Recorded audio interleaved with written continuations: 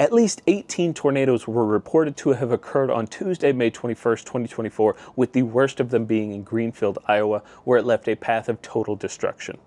Famous chaser Reed Timmer posted a drone video of one of the tornadoes to his social media accounts and YouTube, and it is probably one of the best quality tornado videos I have ever seen.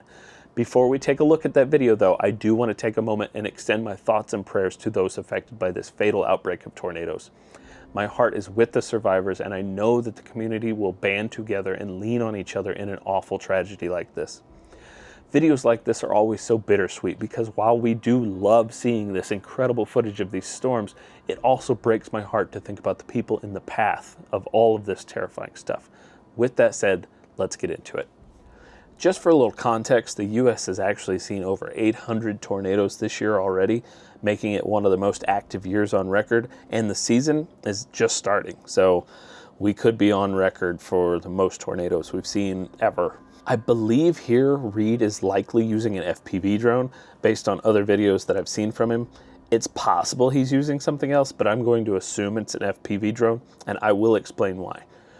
For those of you who don't know what FPV is, it's first-person view, and those drones are kind of like the racing drones that you see on TV, and those are kind of becoming more widely used for other things, like you see a lot of commercials where they do a one-take fly-through of like a power plant or factory or stuff like that.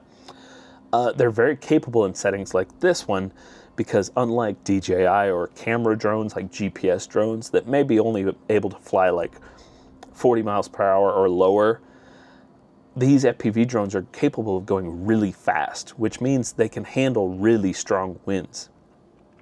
In the past, FPV drones didn't have the kind of range to allow for something like this video, but now they're able to go so much farther from the controller than they were previously.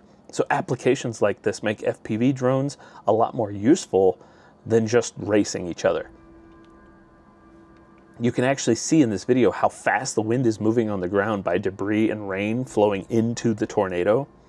And with a normal drone like these that I have, they wouldn't be able to handle winds at this speed. This drone right here has a top speed of around 42 miles per hour, which is great under normal conditions, but as it gets windy outside, this GPS drone will fight to stay in place. The windier it gets, the more power this drone is going to use to just hover and stay in place.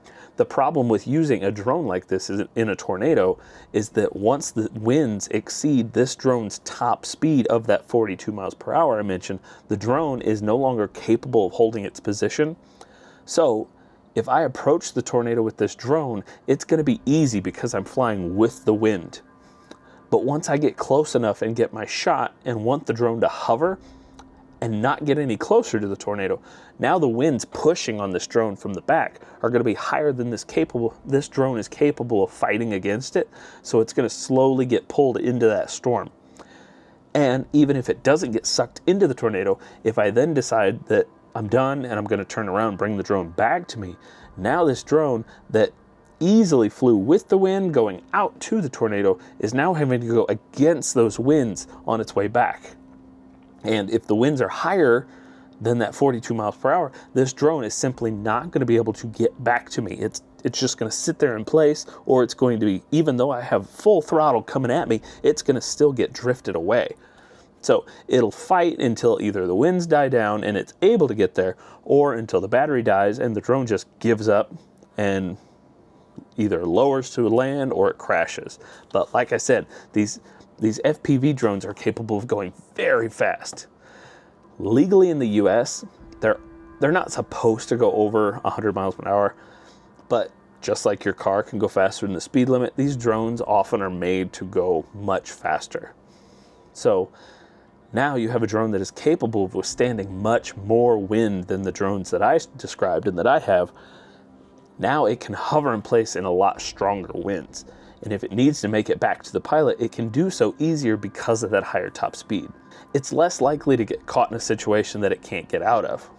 On top of that, a lot of FPV drones are homemade by the pilots, and now many of them are using components that are tougher and can handle more abuse from rain, hail, or debris in a storm.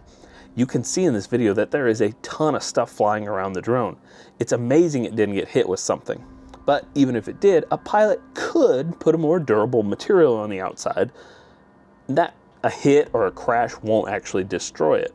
Make sure to leave a comment down below what you thought of this video by Reed Timmer, and if you know specifically what kind of drone he uses, post it in the chat as well. Using FPV drones could very well give us that extra edge we need to study and learn about these storms and maybe help us figure out a way to limit damage and casualties in the future.